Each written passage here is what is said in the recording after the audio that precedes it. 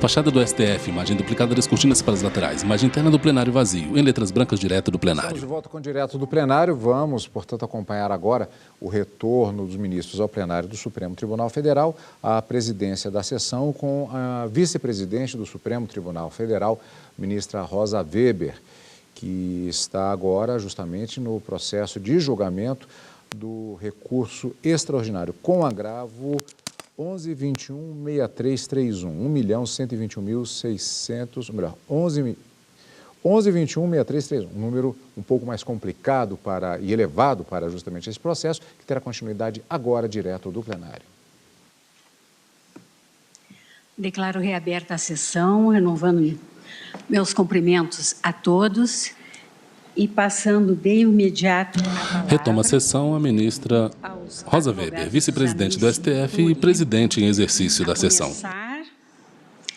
Pela doutora Caroline Ferreira Martins, que falará pela Confederação Nacional da Indústria, CNI. E eu esclareço que vou assegurar 5 minutos a cada um dos amicicuri. Está com a palavra a doutora Caroline. Obrigada, excelentíssima ministra presidente Rosa Weber, excelentíssimo ministro relator Gilmar Mendes, excelentíssimas ministras e ministros desta Suprema Corte, ilustre Procurador-Geral da República. Na pauta, recurso extraordinário 1.121.633, mineração Serra Grande S.A. contra Ademir Gomes da Silva. Apresentando dados recentes a este Supremo Tribunal acerca da importância da negociação coletiva, sobretudo no cenário que se seguiu à reforma trabalhista e à pandemia de Covid-19. Conforme balanço das negociações coletivas entre 2017 e 2021, a partir dos boletins emitidos pela FIPE, observa-se que, um ano depois da entrada em vigor da reforma, as partes já haviam se adaptado à nova legislação. O número total de negociações. Processo sobre acordo coletivo de trabalho que prevê o não pagamento das chamadas horas interim. Ou seja, antes da reforma. Isso mostra que a quantidade de negociações praticamente se normalizou. Não obstante, tem ocorrido uma queda deste número em 2020. Por videoconferência, a doutora Caroline Ferreira Martins, amicus curiae. A conjuntura da crise mulher de pele branca, cabelos negros, usa óculos de grau, usa maquiagem leve. Dizem respeito à pandemia, tais como planos de saúde, convênio farmácia e teletrabalho. No próprio ano de 2020, por exemplo, aumentou-se nas negociações o percentual da presença de parcelas como plano de aposentadoria, seguro de vida, plano de saúde, plano odontológico, convênio farmácia, vale-refeição, entre tantos outros, demonstrando que não houve redução de direitos, ao contrário, garantia de benefícios por meio das negociações coletivas. Cabe ainda destacar que 5.038 instrumentos foram negociados em 2020 quanto à manutenção dos empregos, que demonstra a relevância das negociações, sobretudo em cenários de crise, como o qual enfrentamos e ainda estamos enfrentando suas consequências pela pandemia de Covid-19. Além disso, cito recente consulta realizada pela CNI, em que 68% das indústrias ouvidas destacaram que o aumento na segurança jurídica como o principal fator de satisfação com as negociações coletivas. Outros pontos também foram destacados, como a possibilidade de enfrentamento das consequências da pandemia no emprego, a melhoria na gestão dos colaboradores e melhores instrumentos para concessão de benefício aos trabalhadores. Portanto, excelências, inegável a relevância da negociação coletiva como instrumento que permite o dinamismo das relações de trabalho e a adaptação das normas a cada conjuntura específica, visando atender às reais necessidades das partes negociantes. É a negociação coletiva que permite lidar com o imprevisível, como foi a pandemia, que admite um espaço de diálogo, de autonomia e de reequilíbrio dinâmico das relações laborais, que o tempo do processo legislativo, por exemplo, não permite acompanhar com essa dinamicidade, essas alterações e inovações. É a negociação também que possibilita lidar com a velocidade dos avanços tecnológicos e seus impactos no mundo do trabalho, além de dirimir eventuais conflitos e estimular a evolução das condições laborais. As convenções e acordos coletivos configuram verdadeira lei entre as partes, e mais, lei elaborada e acordada de forma autônoma pelas partes que a ela se submeterão. Trata-se, para citar uma expressão utilizada pelo próprio ministro Gilmar Mendes, de uma verdadeira pacta sunt servanda laboral. Os princípios da lealdade, da boa-fé e da transparência devem ser observados na negociação e no cumprimento dos acordos coletivos, traduzindo-se ainda na proibição do venire contra factum próprio, ou seja, do comportamento contraditório. Isso significa que a entidade sindical que anuiu de forma regular a uma estipulação coletiva não poderia, no futuro, voltar-se contra ela, requerendo perante o Poder Judiciário a anulação de cláusulas. Além disso, não se pode pretender a anulação de apenas algumas cláusulas do instrumento coletivo, que em tese sejam contrárias a interesses do empregado, mantendo-se as demais. Isso porque os acordos e convenções são fruto de concessões recíprocas. Invalidar apenas concessões de um dos lados resulta em inegável desequilíbrio do instrumento negocial, além de permitir ao judiciário se substituir à vontade livre e autônoma das partes.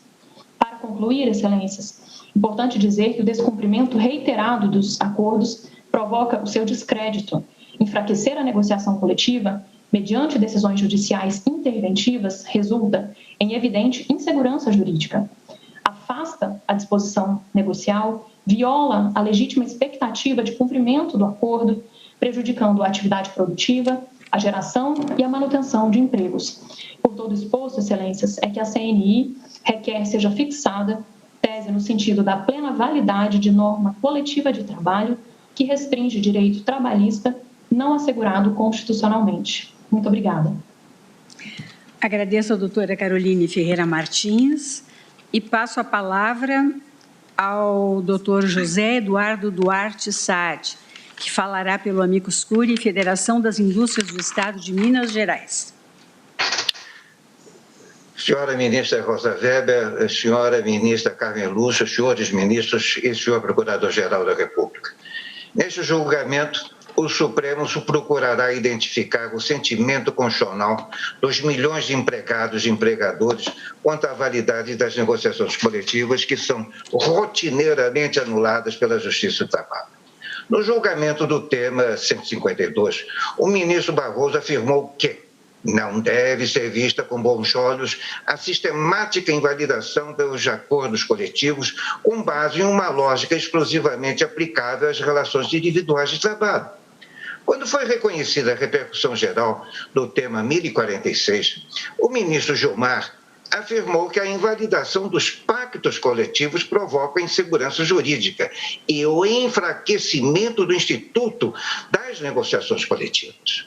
A Constituição de 88 reconheceu as convenções e os acordos coletivos de trabalho. Apesar disso, a Justiça do Trabalho optou por invalidá-los metodicamente, em processos individuais e por meio de suas súmulas. Em virtude desse posicionamento da Justiça do Trabalho, foi reconhecida a repercussão geral pelo Supremo do tema 152 em maio de 2015, que fixou o alcance das negociações coletivas no ordenamento jurídico. O tema 152 fixou os três principais pilares do direito coletivo, quais sejam o respeito à autonomia negocial coletiva da vontade.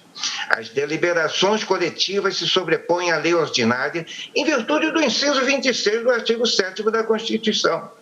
E as deliberações devem respeitar o patamar civilizatório mínimo integrado pelos direitos de indisponibilidade absoluta.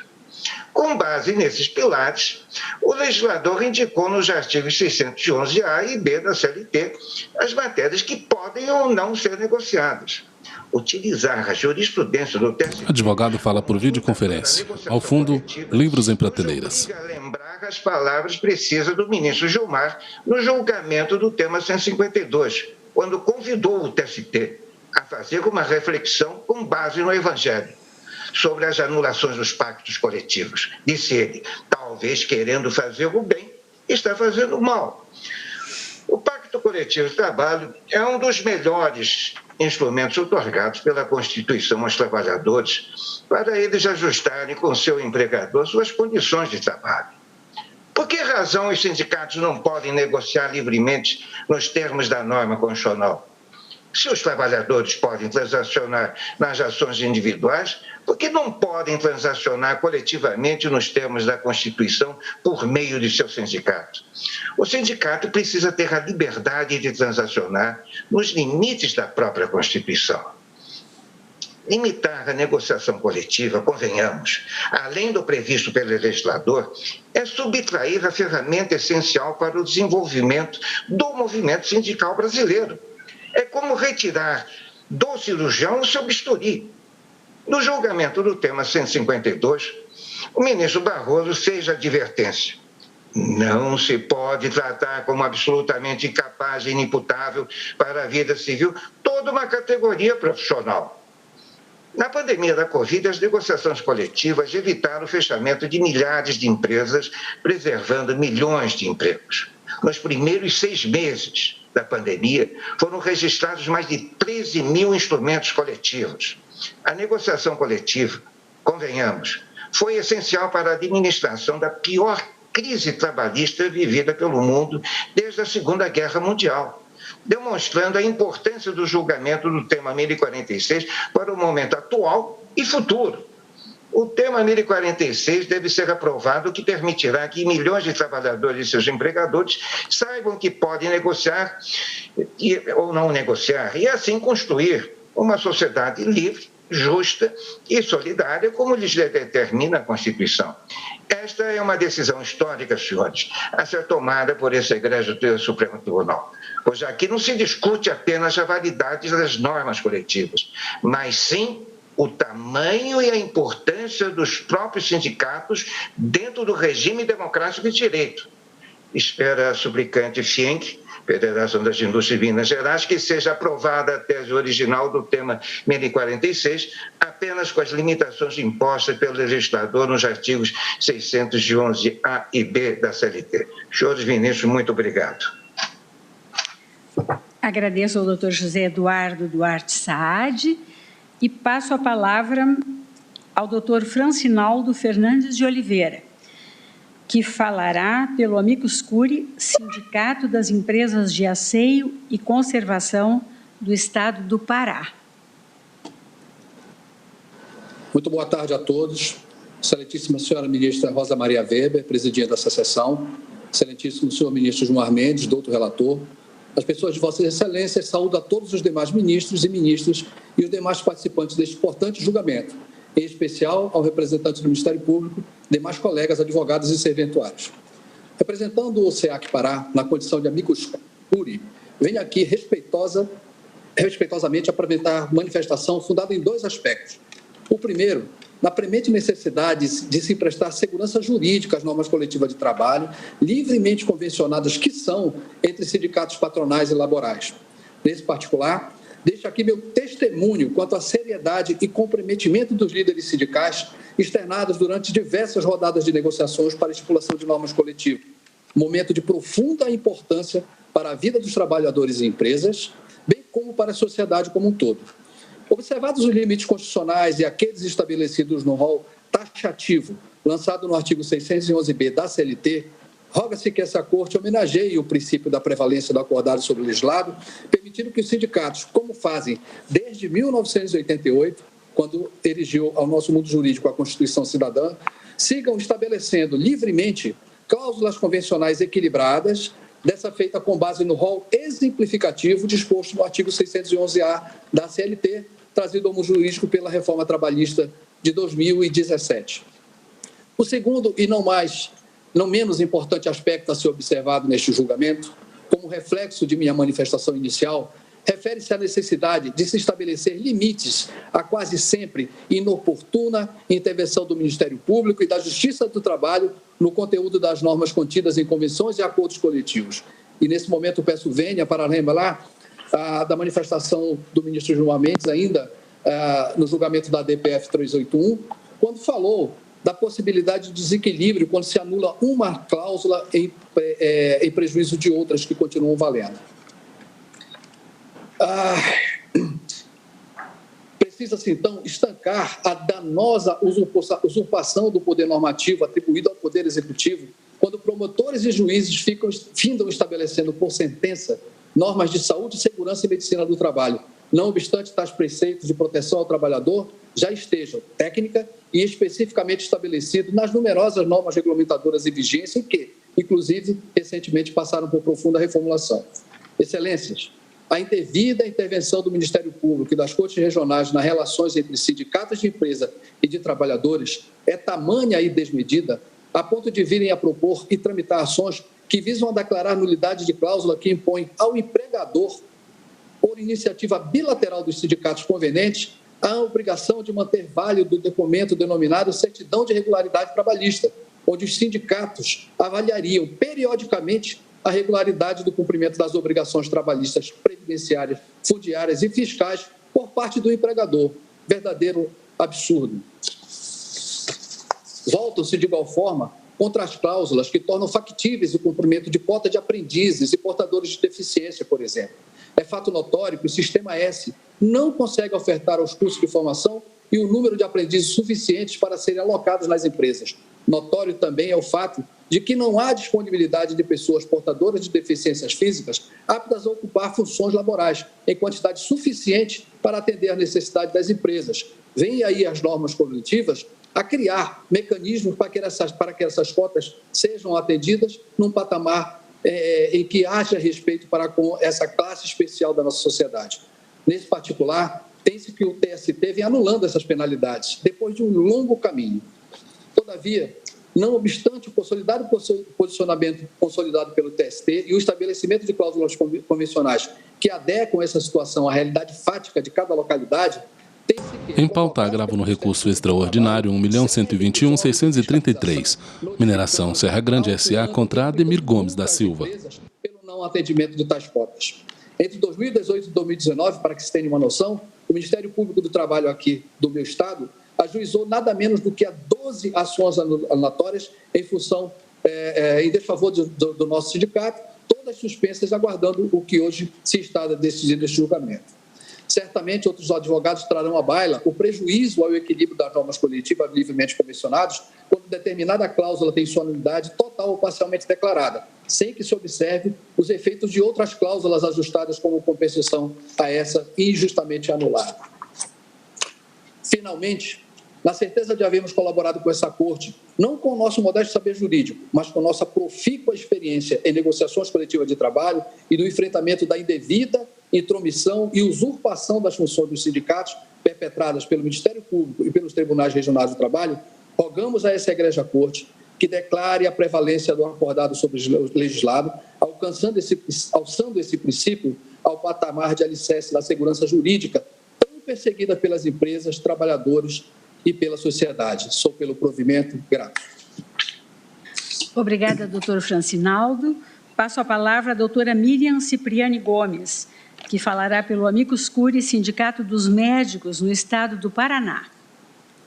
Excelentíssima senhora juíza, ministra presidente do Supremo Tribunal Federal, excelentíssimo ministro relator, demais ministros, colegas, excelentíssimo procurador da República.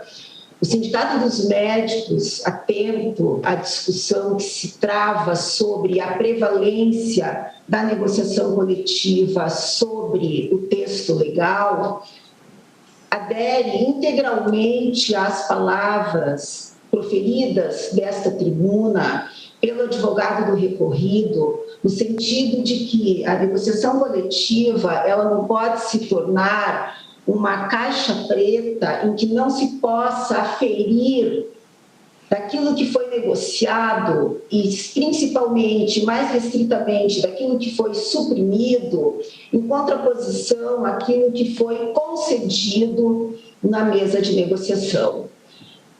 O Sindicato dos Médicos vem à tribuna para destacar 3 aspectos que entende importantes para o deslinde da questão. O primeiro aspecto é que a negociação coletiva ela tem como um dos seus princípios nucleares a transparência. E essa transparência ela só pode ser alcançada na medida em que, havendo cláusula supressora de direitos que são assegurados pela ordem heterônoma ou pelo desejo de Estado de estabelecer um mínimo essencial, que os instrumentos coletivos explicitem, relacionem o que está sendo concedido em prol desse direito que foi flexibilizado ou que foi suprimido na mesa de negociação. Esse é um aspecto que foi muito bem destacado pelo advogado do recorrido.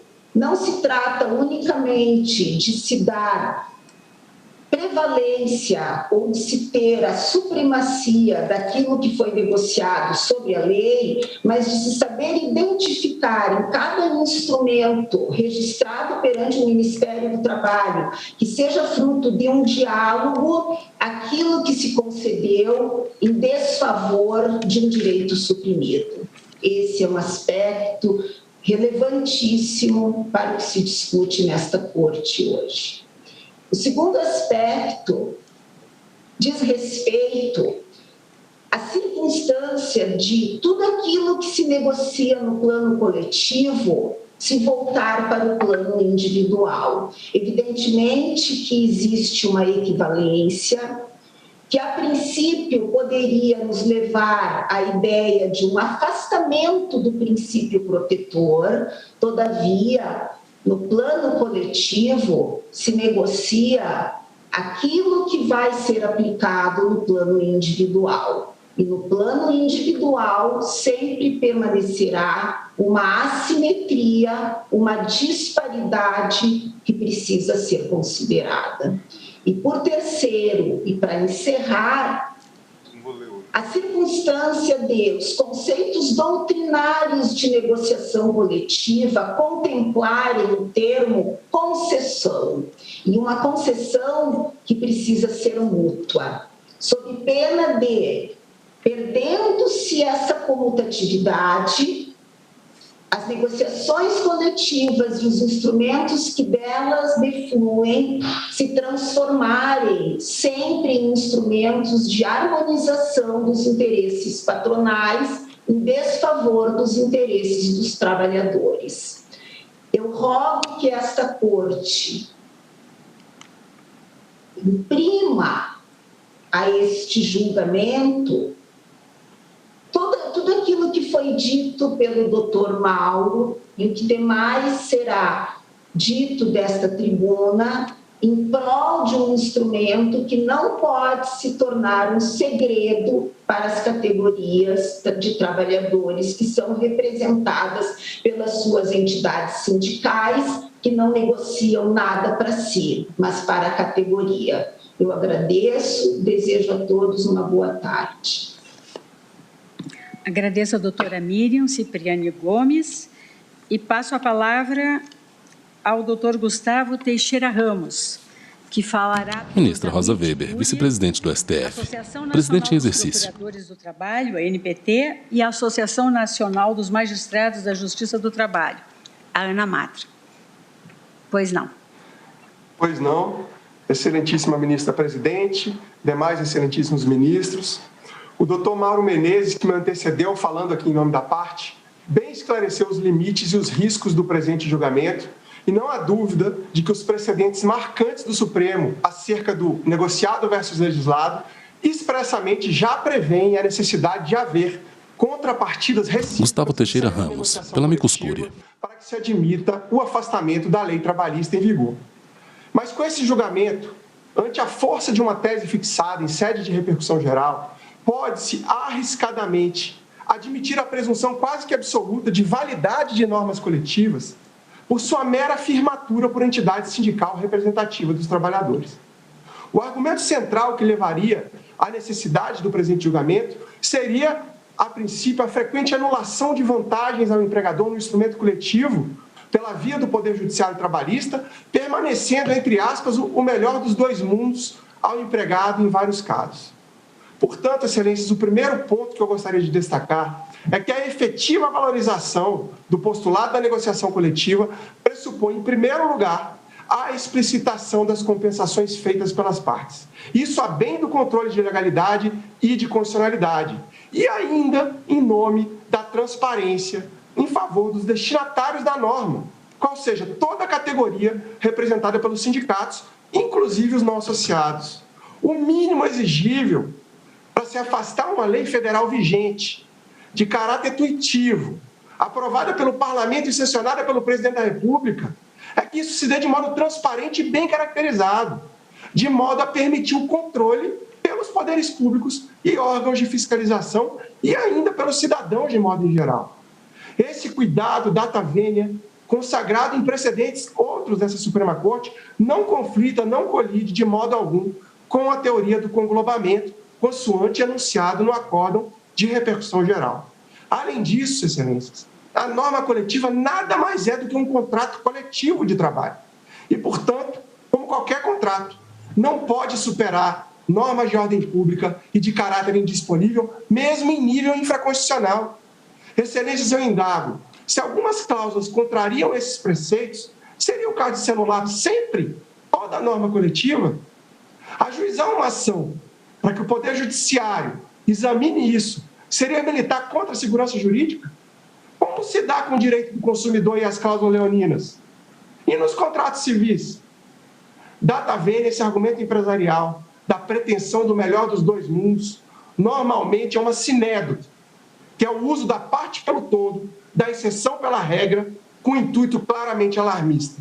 Na maioria das vezes, ocorre justamente o contrário, porque nós temos um sistema sindical ainda carente de aprimoramento, com representação insuficiente ou despreparada em grande parte do país, ou ainda em função do desequilíbrio da capacidade de articulação ou no acesso a informações, nas negociações com grandes empresas e multinacionais, o que vem se tornando cada vez mais comum no mundo atual, com concentração de poder econômico.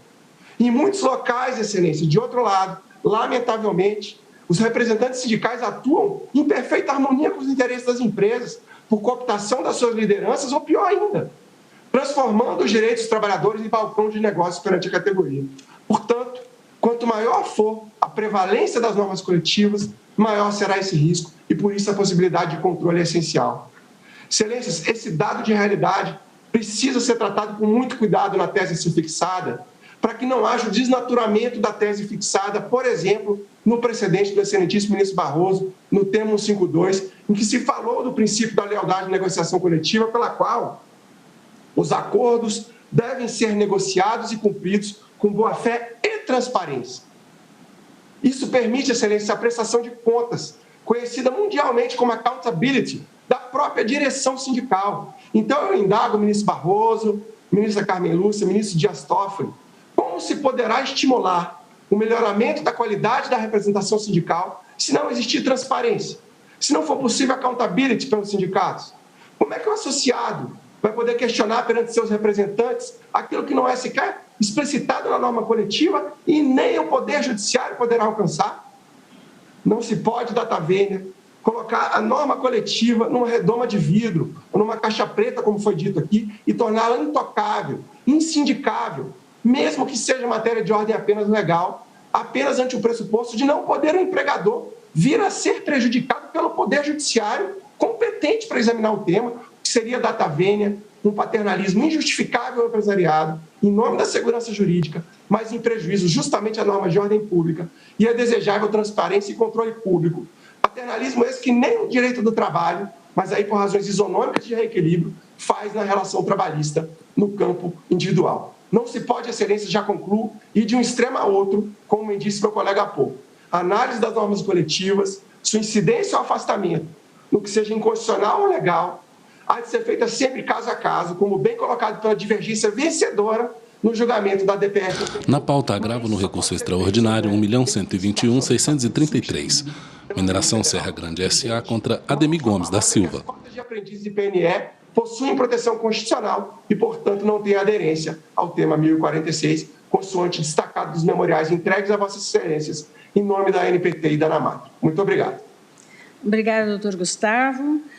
Passo a palavra ao doutor Antônio Pedro Machado, que falará presencialmente pelo Amicus Curiae, Federação Nacional do Transporte, a CNT. Pois não, doutor Antônio, também Vossa Excelência tem 5 minutos. Boa tarde, ministra presidente, ministra Rosa Weber.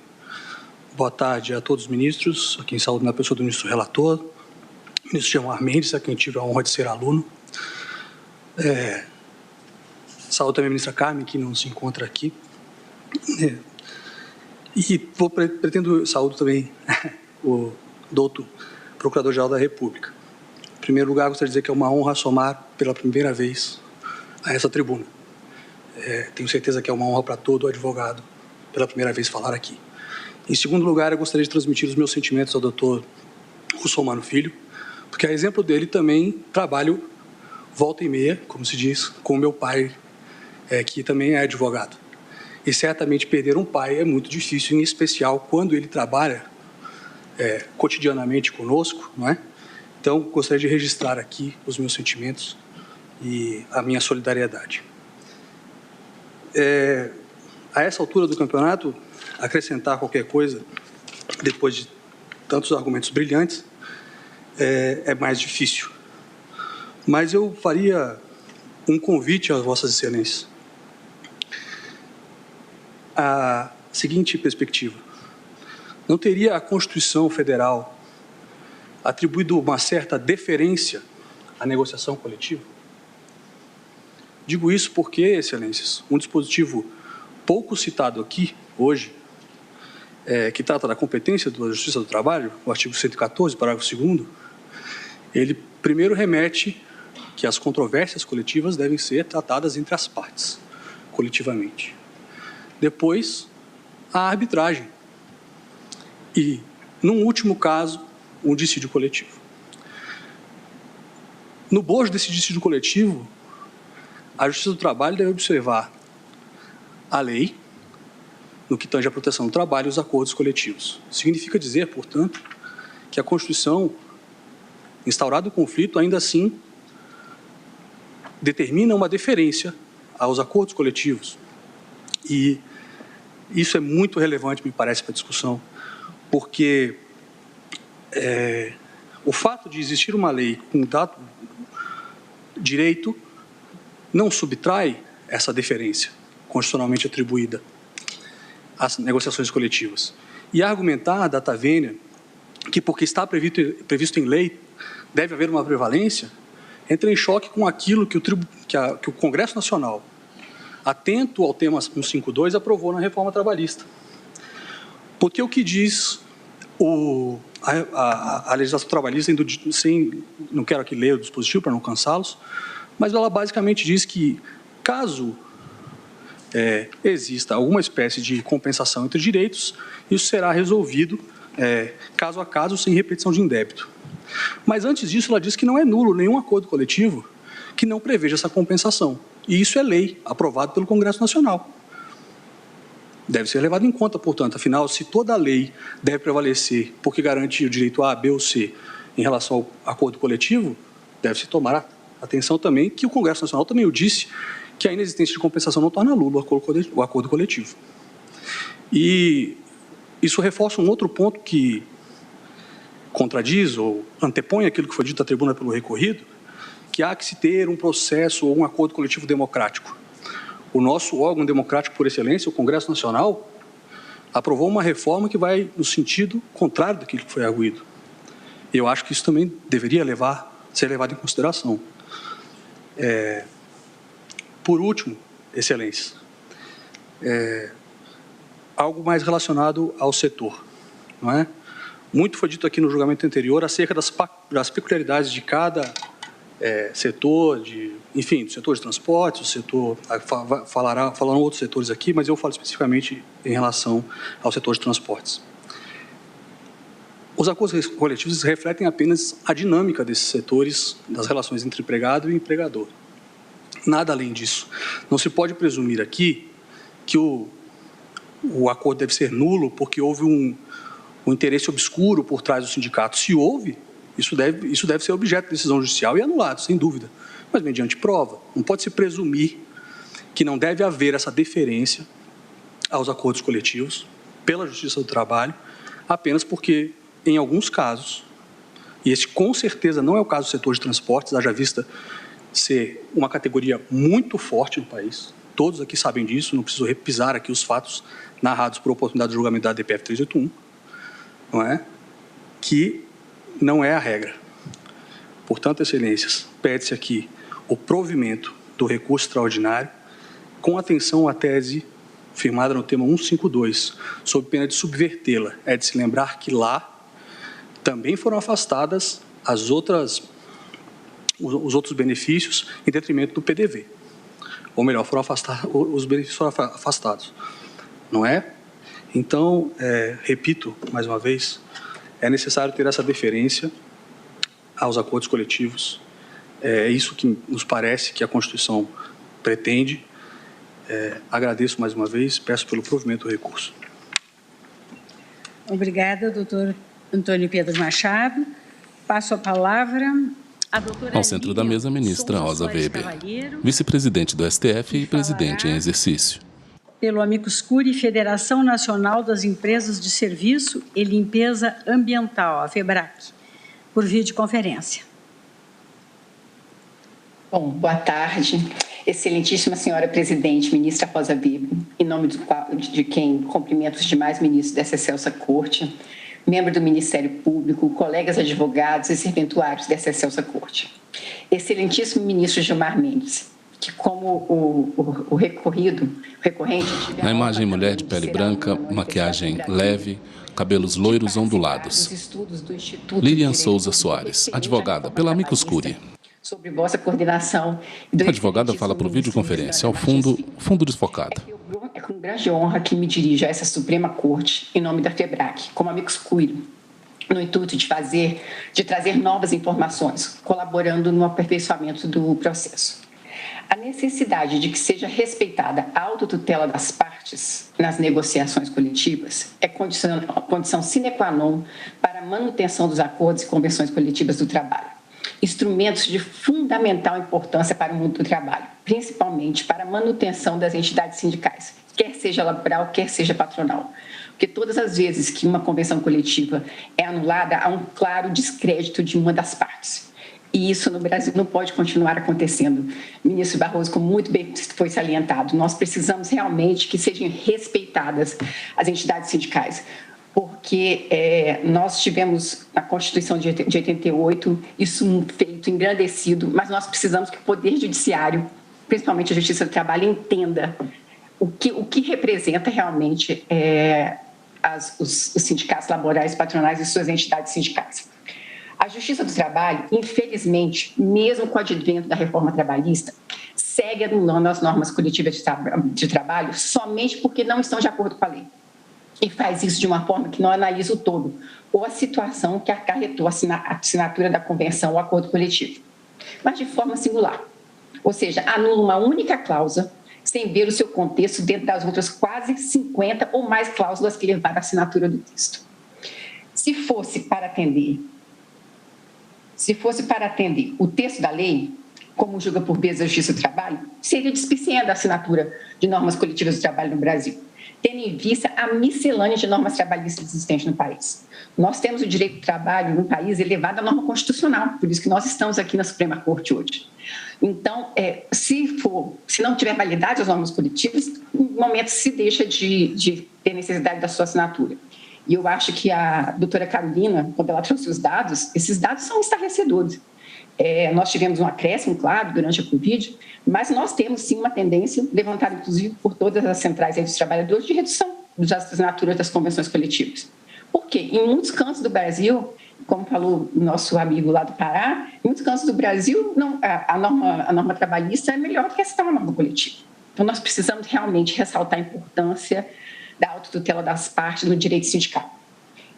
Quando a Justiça do Trabalho determina a prevalência do legislado sobre o negociado nos julgamentos dos acordos e convenções coletivas de trabalho, essa decisão contraria o texto constitucional no artigo 7º, inciso 26. Por isso, nesse momento, estamos aqui na Suprema Corte.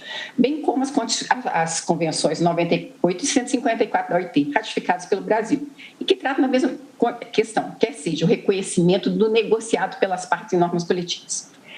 Cabe ressaltar que, sob a inserção das normas coletivas, das supostas perdas de direito em cotejo aos benefícios, esse mecanismo foi rejeitado pelo Poder Legislativo quando da reforma trabalhista, como falou muito bem o advogado que me antecedeu. O Poder Legislativo rejeitou que seja necessário colocar nas convenções coletivas, como foi requerido pelo recorrido, o que há de vantagem e desvantagem. Porque quem tem que dizer isso são os sindicatos, eles são eleitos para isso. Então, precisa realmente se respeitar os sindicatos. Ao respeito ao tempo, e nossas razões para ingressar como amigos Cury, elencamos várias citações de alunações de cláusulas de acordo com convenção coletiva com base em norma infraconstitucional. E, por vezes, infralegal, sem qualquer previsão constitucional. Podemos citar, já muito bem falado, inclusive na DPF anterior, reduções de salários que podem ser feitas por convenção coletiva e a Justiça do Trabalho cria uma série de outras coisas que não é o previsto na Constituição, que é somente a convenção coletiva. Trabalho noturno superior ao diurno, é claro que a Constituição fala disso, mas ela não fala como isso pode se dar. Inclusive, as partes podem pactuar, porque o trabalho pode ser por hora, por remuneração, então não há que se ter essa vedação ao texto constitucional. Repouso semanal remunerado aos domingos. E aqui cabe destacar um caso que é muito típico do nosso Nordeste brasileiro, da região das praias. Durante a época de alta temporada, os garçons, eles não querem tirar os seus feriados aos domingos, porque é quando eles recebem mais. E aí nós temos uma série de decisões da Justiça do Trabalho anulando essas cláusulas, que prevêem um ressarcimento maior da folga aos domingos. Isso contra o interesse do próprio trabalhador. Então, esse é um caso muito típico. E, por fim, eu quero salientar um grande, que é o sistema de cota de aprendizagem. Como bem foi falado pelo membro, representante da ANAMATRA, doutor Gustavo, não se insere nesse tema, mas se insere sim, porque ele consta no artigo 429 da CLT, a aprendizagem.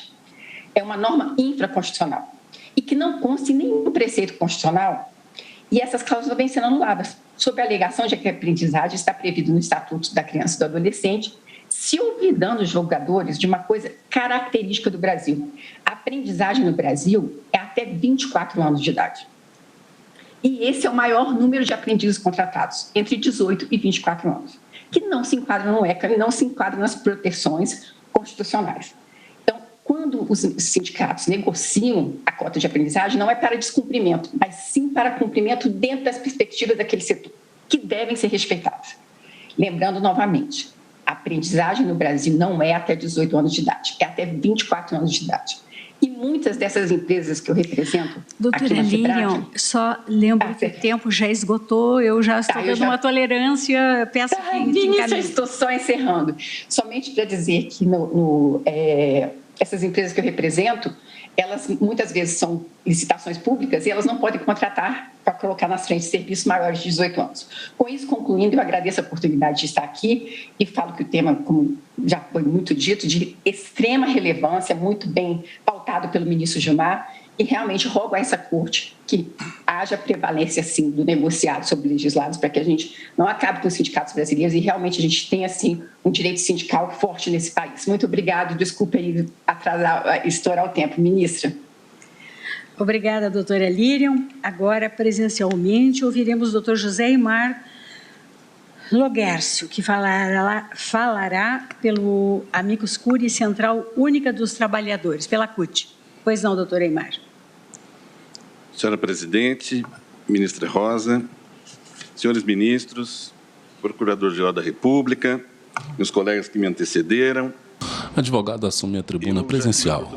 De estar nessa tribuna, ao fundo, parte da plateia, algumas poltronas ocupadas. Na 381, onde pude, inclusive, construir um raciocínio mais amplo sobre essa questão da autonomia coletiva.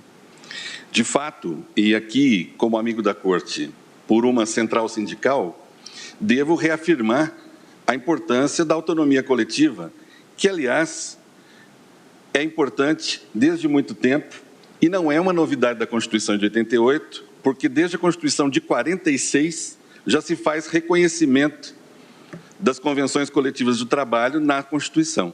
Então, a Constituição de 46 já reconhecia, a Constituição depois, em 67, manteve, a emenda também manteve, e a Constituição de 88, idem.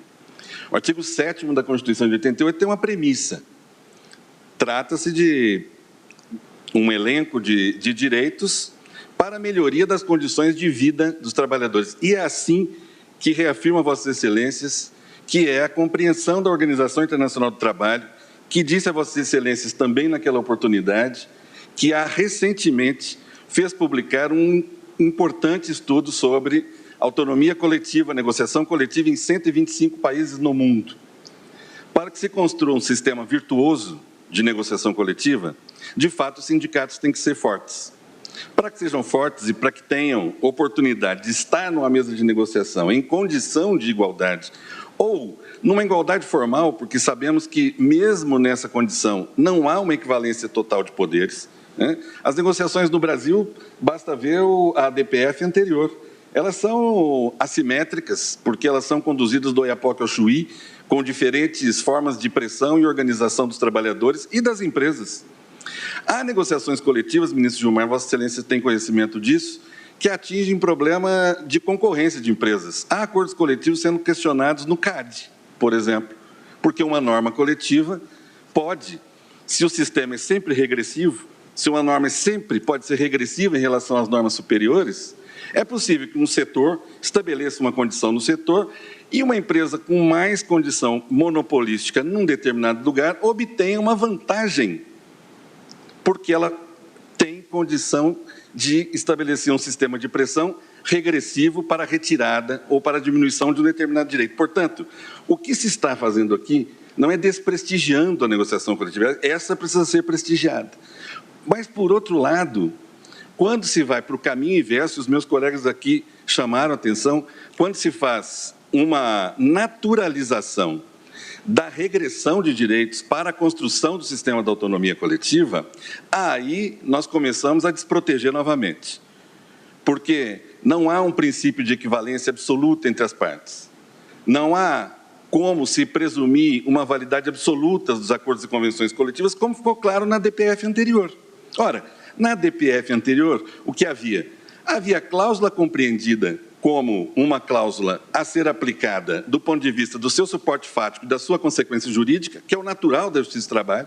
A Justiça do Trabalho, ela não invalida cláusulas como falado aleatoriamente. Aliás, não tem nenhuma estatística exatamente que compreenda esse fenômeno para os processos do trabalho.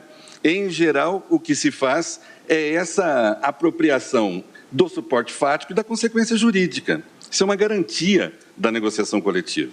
Mas rogo a Vossas Excelências aqui, tenho apenas um minuto para finalizar, sobre a tese que se está aqui a construir, que e já foi, meus colegas anteriores já chamaram a atenção, quer dizer que, independentemente da explicitação das vantagens compensatórias, se admite e se naturaliza acordos e convenções coletivas que afastem ou restringam direitos trabalhistas. Ora, admitir, e os precedentes do Supremo, precedente do ministro Barroso, precedente do ministro Theory, que depois o ministro Alexandre também veio por confirmar, sempre estabeleceram que as vantagens que forem, aquilo que se restringe tem que ter explicitação no acordo ou na convenção coletiva.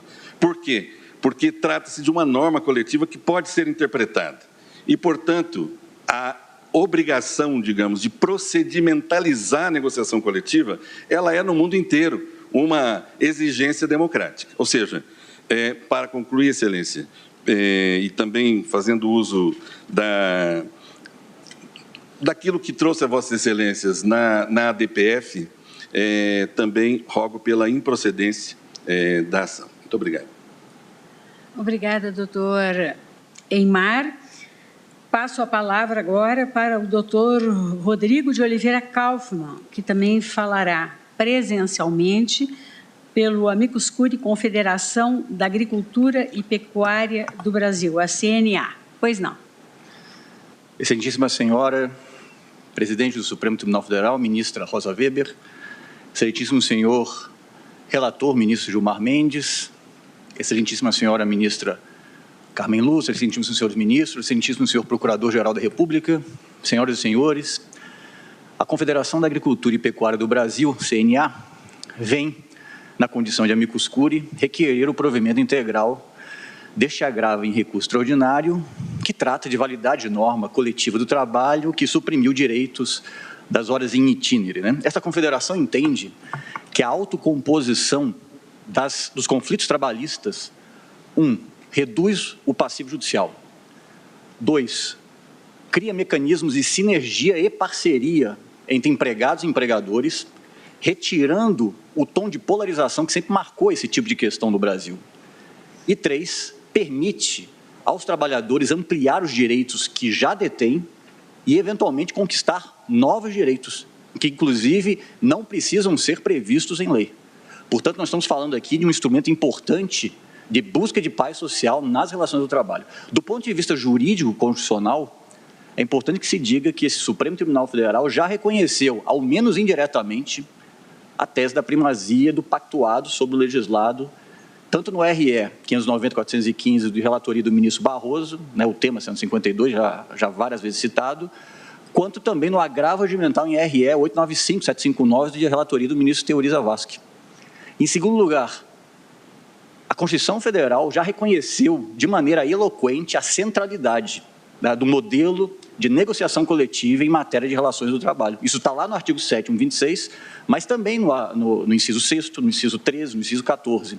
E o artigo 7º, 26, a gente não pode deixar de lembrar disso, é também a explicitação de uma tradição internacional. Isso está muito claro quando se analisa, por exemplo, as convenções da OIT, tanto a 98, lá de 1949, quanto também a 154, de 1981.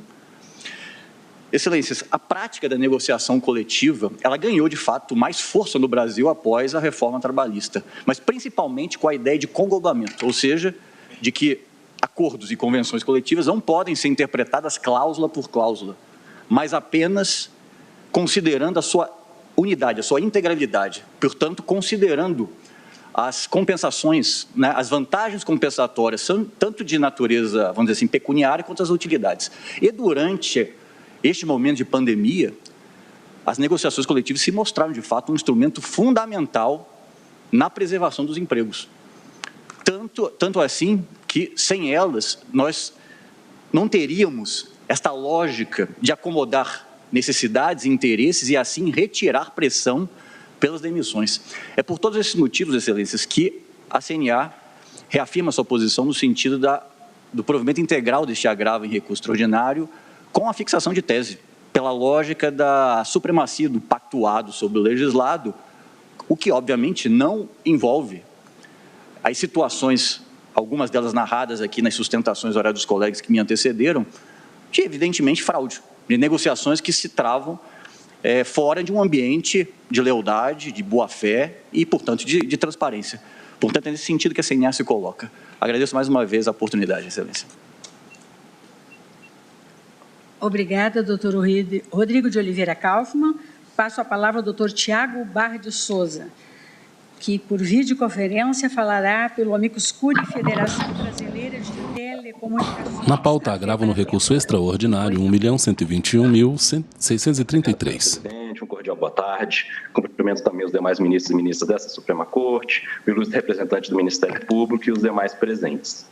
Excelências, a verdade, a DPF 381 já foi julgada, várias sustentações já me antecederam, de modo que o tema já está bem maduro, então eu vou aqui, com data vênia, só ressaltar dois aspectos que eu acho que são relevantes para isso, para o debate.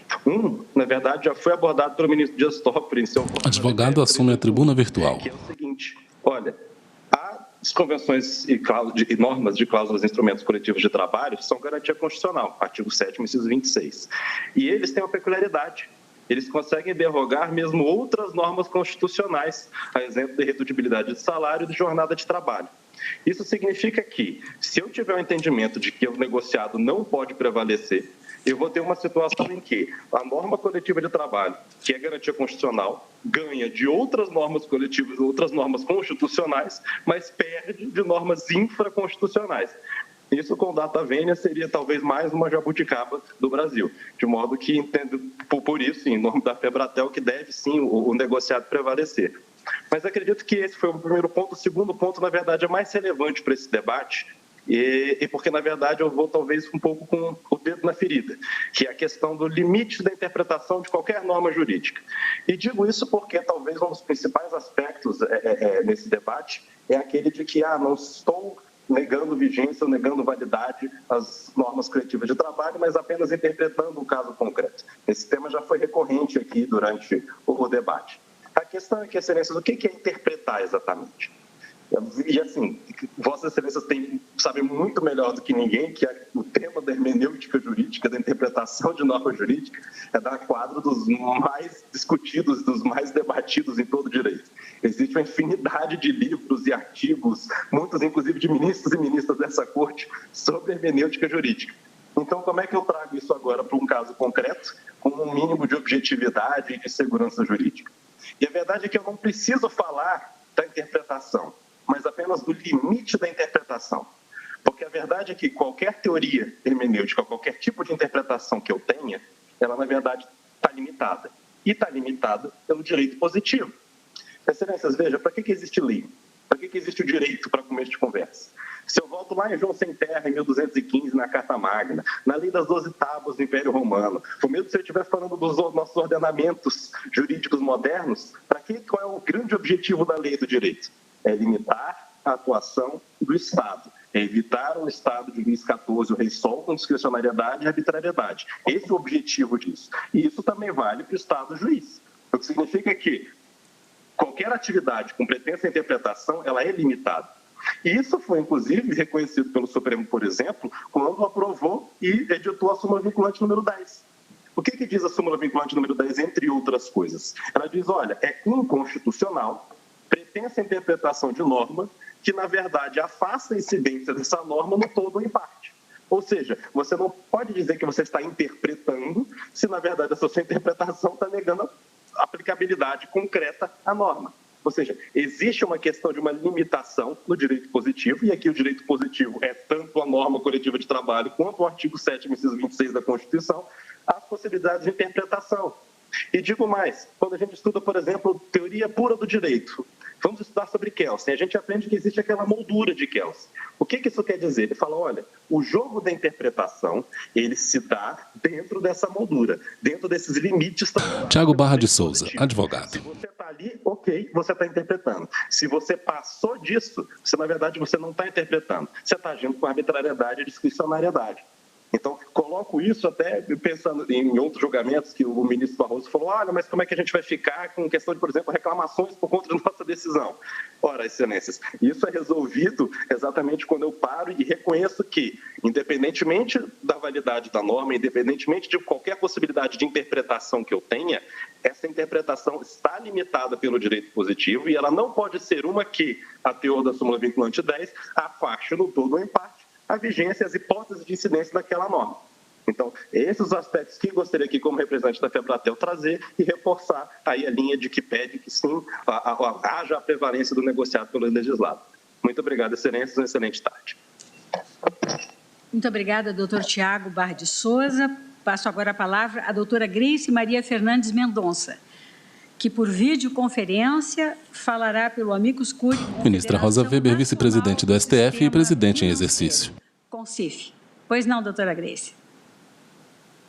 Excelentíssima senhora ministra-presidente, senhora ministra, senhores ministros, senhor procurador-geral da República. É da Constituição da República que se extrai a vocação dos acordos e das convenções coletivas. A advogada fala por videoconferência. Adequar as normas trabalhistas à realidade experimentada pelos múltiplos setores produtivos do país, em consonância com o que informa o princípio da adequação setorial negociada, a exemplo do que se pode observar dos incisos 7º, 13 e 14 do artigo 7º da Constituição da República. O inciso 7º estabelece a irredutibilidade dos salários, mas admite a possibilidade de regramento específico no âmbito dos acordos e das convenções coletivas do trabalho. O inciso 13 trata da jornada normal de trabalho mas remete à possibilidade de regramento específico também em sede de acordo de convenção coletiva do trabalho. O 14, por sua vez, dispõe sobre a jornada em turnos ininterruptos, mas explicitamente abre espaço para tratamento específico em acordo ou convenção coletiva de trabalho.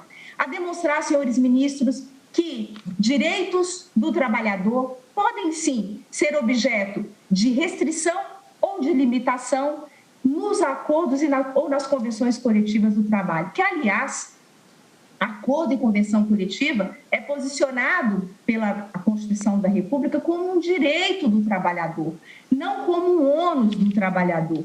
É direito que se pauta pela força que foi atribuída pelo legislador constituinte originário à autonomia da vontade coletiva, para a qual, inclusive, o trabalhador contribui por intermédio das organizações representativas.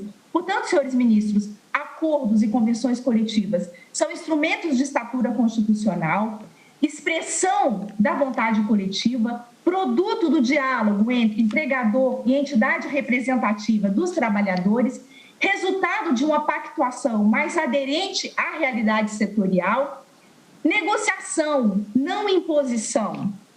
Porém, tem caráter absoluto? Pode avançar para atingir todo e qualquer direito assegurado ao trabalhador pelas normas?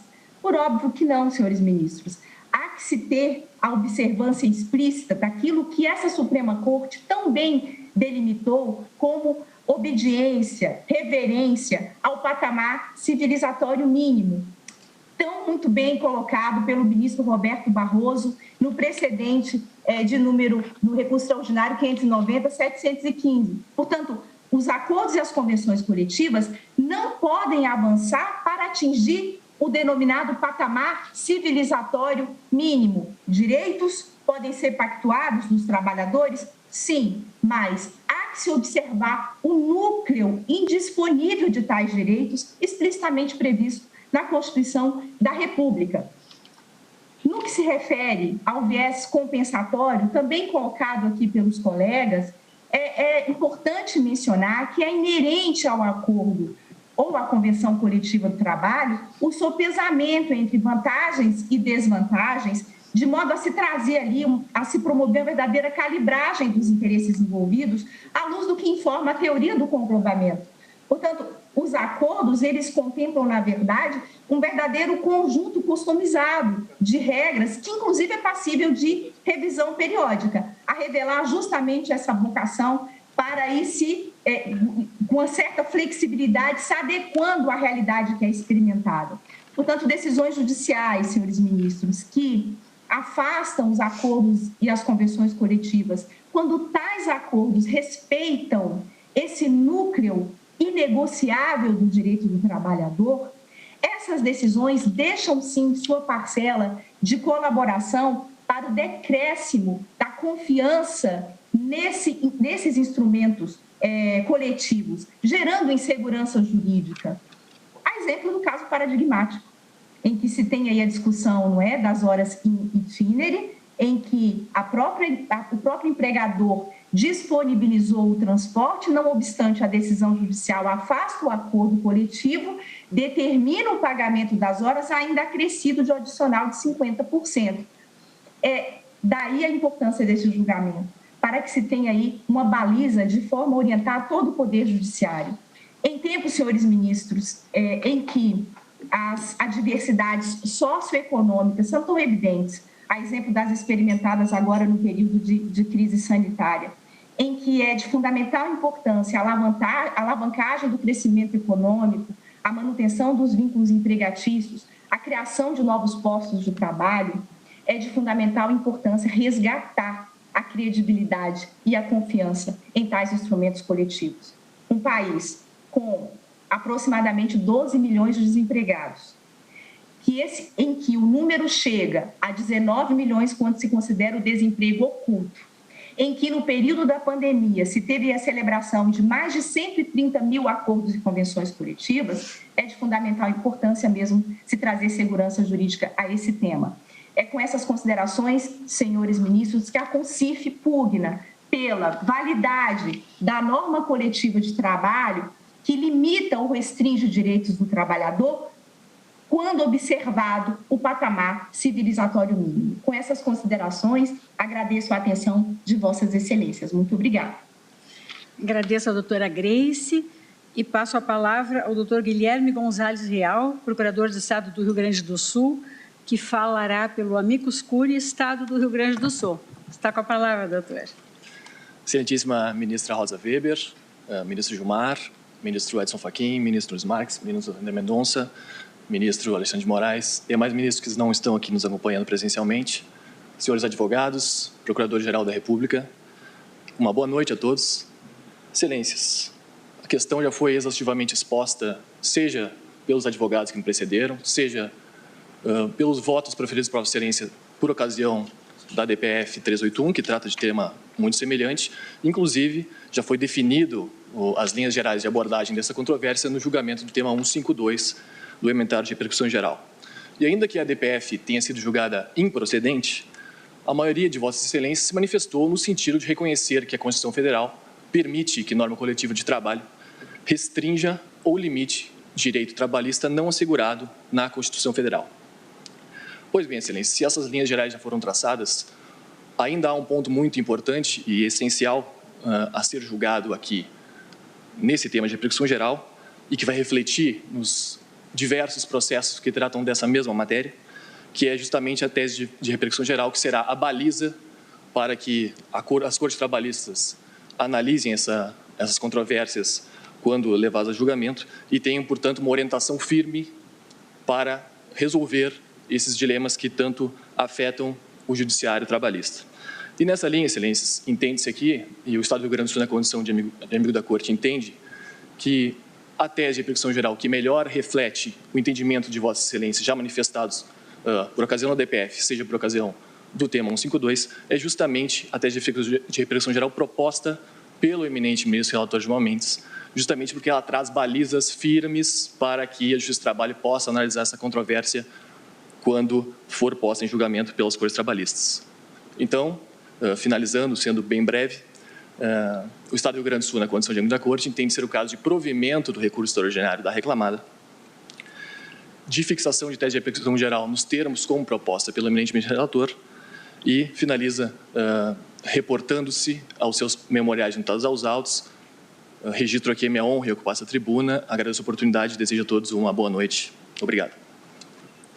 Agradeço ao doutor Guilherme Gonzalez Real e passo a palavra ao último advogado inscrito pelos Amicus Curiae Sindicato da Indústria do Trigo no Estado de São Paulo, o Sindustrigo, o Sindicato da Indústria da Energia do Estado de São Paulo, o Sindenergia, e a Associação Brasileira da Indústria do Trigo, Abitrigo. Dr. Carlos Vinícius Amorim, seja bem-vindo e fará a sua sustentação oral presencialmente. Muito obrigado. Excelentíssima senhora ministra-presidente Rosa Weber, na pessoa de quem peço licença para cumprimentar todos os demais integrantes da Corte, excelentíssimo senhor Procurador-Geral da República, Suprema Corte, fazendo um esforço hercúleo para tentar agregar ou, no mínimo, endossar os já judiciosos fundamentos dos colegas que me antecederam, eu inicio jogando luzes para o real significado desse julgamento, que é evoluir ou não, avançar ou não no processo de democratização do direito do trabalho no Brasil. Um direito que nasceu associado à Revolução Industrial, mas que tem origem efetiva nas ruas, nas empresas, nos movimentos sociais, que, quando entendido na sua acepção mais ampla de direito social, é, por natureza, um direito coletivo, autônomo, que tem como paradigma o grupo e não o indivíduo. O diálogo estabelecido diretamente entre os atores sociais e a autorregulação são genuínos do mundo laboral e transcendem o próprio direito do trabalho. Mas, com o passar dos anos, sobretudo no Brasil da era Vargas, esta autonomia coletiva foi integrada a um sistema regulatório marcado por intensa intervenção estatal, substituindo o que Pierre Bourdieu chamou de princípio da equidade pelo princípio da legalidade. Excelências, quanto maior a liberdade e a autonomia dos parceiros sociais em relação ao Estado, na construção da legislação que os regulará, mais próximos nós estaremos do direito natural do trabalho, tornando-o mais democrático. O que não significa, absolutamente, total ausência do Estado. Não. Mas que o Estado deve se limitar a tutelar os direitos essenciais, os direitos básicos dos trabalhadores, além de estabelecer as regras e os procedimentos que as partes devem observar quando da negociação coletiva, da celebração de acordos e convenções coletivas. Este modelo, inclusive, de grande autonomia, liberdade dos atores sociais e de uma intervenção restrita, mínima, de tutela de direitos básicos, essenciais, indisponíveis, e o estabelecimento de procedimentos, de normas das negociações coletivas, é, inclusive, o modelo idealizado pela Organização Internacional do Trabalho, a OIT. E, finalizando, Excelências, sou o último, o tema já está bastante exaurido, a Constituição de 88 já iniciou esse processo de democratização do direito do trabalho, prestigiando, valorizando as negociações coletivas, e a Lei 13.467 de 2017 deu mais um passo importante nesse sentido. Então, pugna, Excelências, pelo provimento do recurso extraordinário. Muito obrigado pela atenção, uma boa noite a todos. Obrigada, doutor Carlos Vinícius Amorim. Agora eu concedo a palavra ao eminente Procurador-Geral da República, doutor Antônio Augusto Brandão de Aras. Excelentíssima senhora Presidente Rosa Weber, excelentíssimo senhor Ministro. À direita da ministra-presidente, quem fala é o representante do Ministério Público.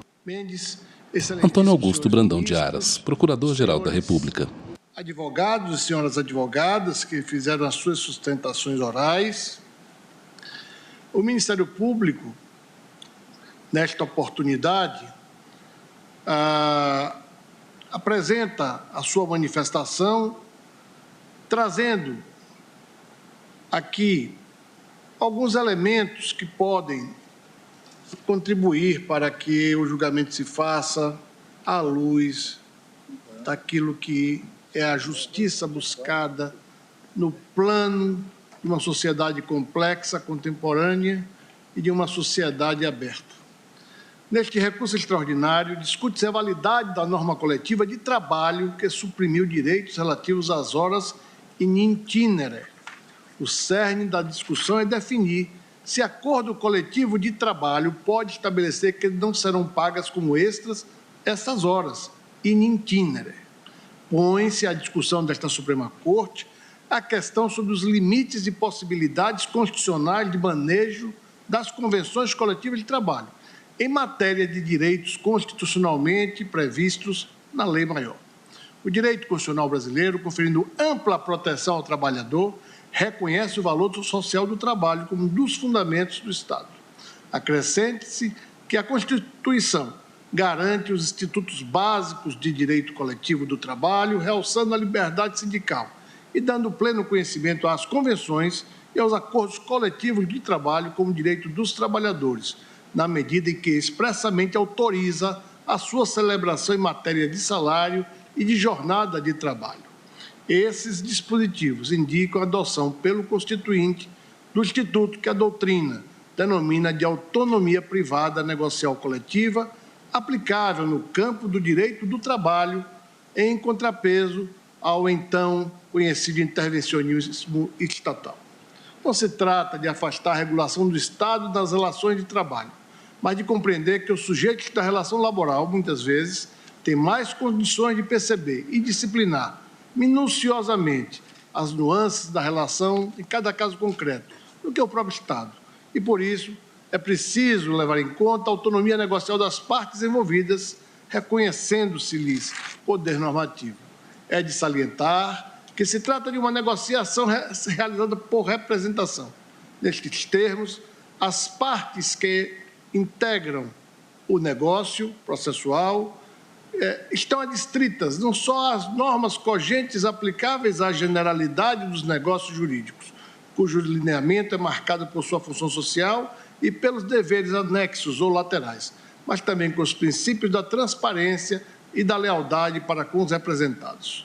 Sublinha-se que o sinalagma típico do exercício da autonomia negocial no direito civil não compõe o substrato da negociação coletiva e, portanto, não há exigência de contrapartida matemática para o propósito de legitimar-se a redução ou supressão do direito social trabalhista, por meio de acordo ou convenção coletiva.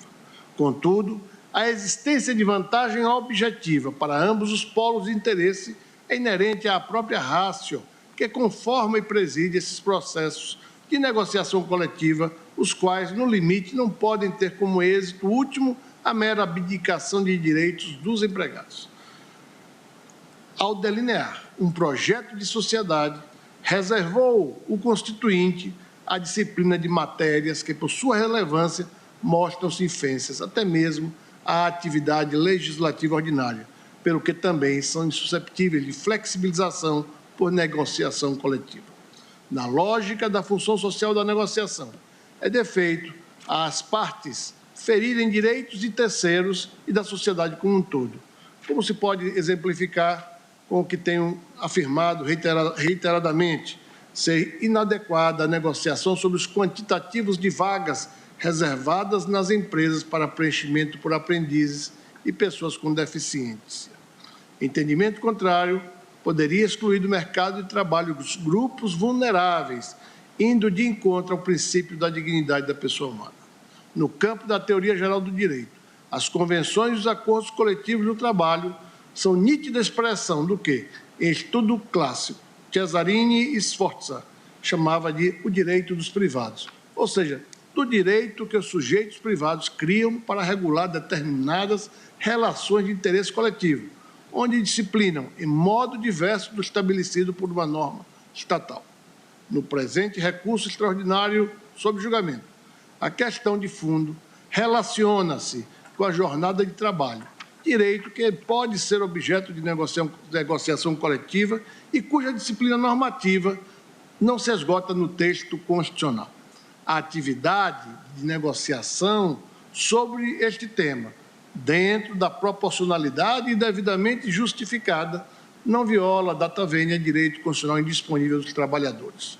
A Constituição da República autoriza a negociação coletiva sobre a matéria, havendo de se prestigiar, portanto, a autonomia privada coletiva que tem fundamento constitucional.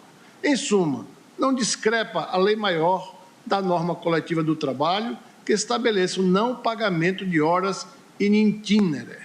Vale ponderar que não hão de ser excedidos os limites objetivos do processo sob análise, de modo que, na eventualidade de a Corte Suprema vir a sufragar esse mesmo entendimento, propõe-se que não haja enunciação no dispositivo do acordo de proposição que alargue o alcance da decisão para situações outras que excedam a temática do pagamento, repito, das horas in itinere.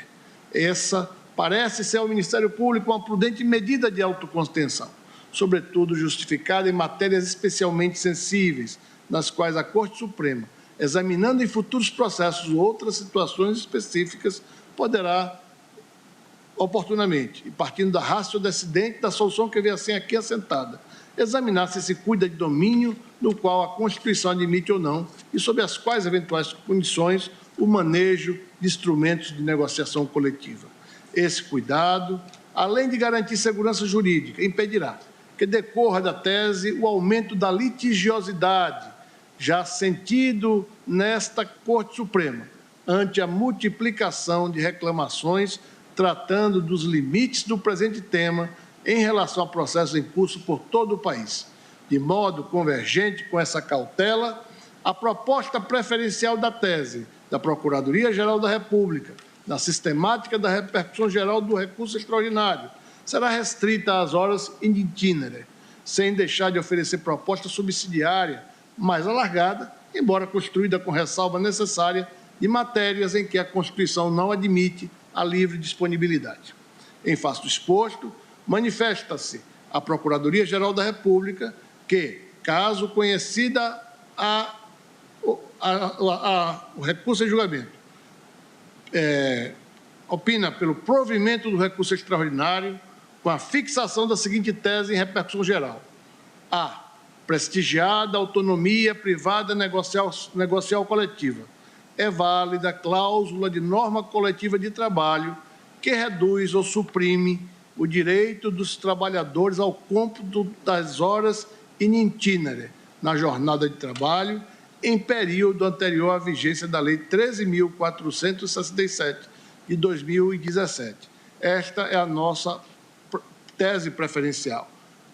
Acaso seja superado essa proposta de tese restritiva, o Ministério Público propõe subsidiariamente a seguinte redação: à exceção dos direitos trabalhistas absolutamente indisponíveis, assegurados por normas constitucionais, tais como as normas relativas à saúde, higiene e segurança do trabalho, as convenções e os acordos coletivos do trabalho podem admitir redução ou supressão de direitos, conforme o princípio da autonomia privada negocial coletiva.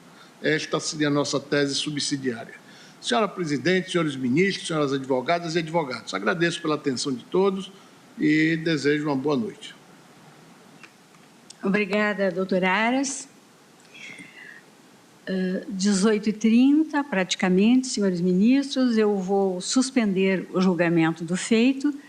Continuaremos amanhã, a começar pelo voto do eminente relator e depois a coleta do voto dos demais ministros da Corte.